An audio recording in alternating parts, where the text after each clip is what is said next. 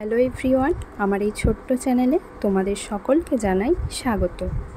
বাড়িতে কিভাবে ইস্ট কিংবা বেকিং পাউডার ছাড়াই বিনা মাইক্রো ওভেনে সহজেই পিৎজা বানানো যায় সেই রেসিপিটাই আজকে তোমাদের সঙ্গে শেয়ার করব।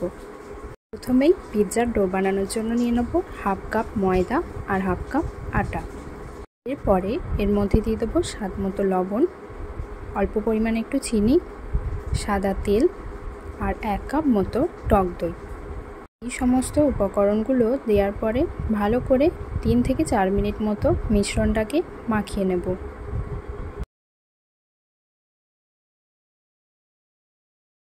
মিশ্রণটা যখন মাখানো হয়ে যাবে এর মধ্যে দিয়ে দেবো একটু বেকিং সোডা আর খুবই সামান্য পরিমাণে একটু জল দিয়ে আবারও ভালো করে মাখিয়ে নেব। পিৎজার ডোটা যখন একটু সফট হয়ে আসবে এই ডোটার উপরে সাদা তেল অ্যাপ্লাই করে নিয়ে 15 মিনিট মতো ঢাকনা দিয়ে রেখে দেব। 15 মিনিট পরে ঢাকনা খুলে দেখব পিৎজার ডোটা আগের তুলনায় খুবই সুন্দরভাবে সফট হয়ে গেছে। এরপর একটা স্টিলের থালার মধ্যে ব্রাশের সাহায্যে এইভাবে বাটার অ্যাপ্লাই করে নেব। তোমরা চাইলে বাটারের বদলে সাদা তেলও অ্যাপ্লাই করতে পারো। বাটারের উপরে এবার একটু ময়দা ছড়িয়ে দেব। তারপর এখানে পিৎজার ডোটাকে দিয়ে দেব আর হাতের সাহায্যে এইভাবে চাপ দিয়ে রাউন্ড শেপ করে নেব। এরপর পিৎজার সাইডগুলোতে আঙুলের সাহায্যে এইভাবে চাপ দিয়ে একটু ডিজাইন করে নেব যাতে দেখতে সুন্দর লাগে। পিৎজা যাতে বেক হওয়ার সময় ফুলে না যায় তার জন্য কাঁটা চামচের সাহায্যে এইভাবে ফুটো ফুটো করে নেব। তারপরে এর উপরে একটু বাটার অ্যাপ্লাই করে নেব। তোমরা চাইলে এর মধ্যে মেয়োনেজও অ্যাপ্লাই করতে পারো।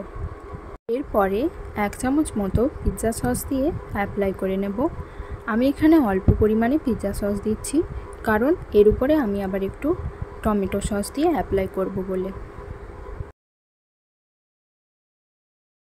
তারপরে একটা চিজকে এইভাবে গ্রেট করে ছড়িয়ে দেব। পরেই এই চিজের উপরেই দিয়ে দেবো পেঁয়াজ, ক্যাপসিকাম আর টমেটো। আমি এখানে সবজিগুলোকে চৌকো করে কেটে নিয়ে নিজের মতো করে সাজাচ্ছি। তোমরা তোমাদের পছন্দ মতো সবজি দিয়ে নিজেদের মতো করে সাজিয়ে নিতে পারো। তোমরা চাইলে এর মধ্যে পনির, মাশরুম আর চিকেন দিয়েও সাজাতে পারো।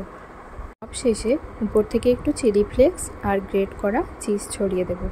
পরে একটা কড়াইকে গ্যাস ওভেনের মধ্যে 10 মিনিট মতো ঢাকনা দিয়ে রেখে দিয়েছিলাম যাতে কড়াইটা ভালো করে গরম হয়ে যায়। পরে ওই কড়াইয়ের মধ্যে একটা হাঁড়ি স্ট্যান্ড বসিয়ে থালাটাকে তার উপরে ভালো করে বসিয়ে নিতে হবে। তারপরে গ্যাস ওভেনটাকে লো ফ্লেমে রেখে 25 মিনিট মতো ঢাকনা দিয়ে রেখে দিলেই রেডি পিৎজা। তোমরা দেখতে পাচ্ছ পিৎজাটা কিন্তু খুব সুন্দরভাবে তৈরি হয়েছে। ঘরোয়া পদ্ধতিতে এই কয়েকটি উপকরণ দিয়ে কিন্তু পারফেক্ট পিৎজা তৈরি করা যায় যা খেতে খুবই টেস্টি হয়। পিৎজার এই রেসিপিটা তোমাদের ভালো লাগলে অবশ্যই ভিডিওটিকে লাইক, কমেন্ট করে আমার এই ছোট্ট চ্যানেলটাকে সাবস্ক্রাইব করে দিও।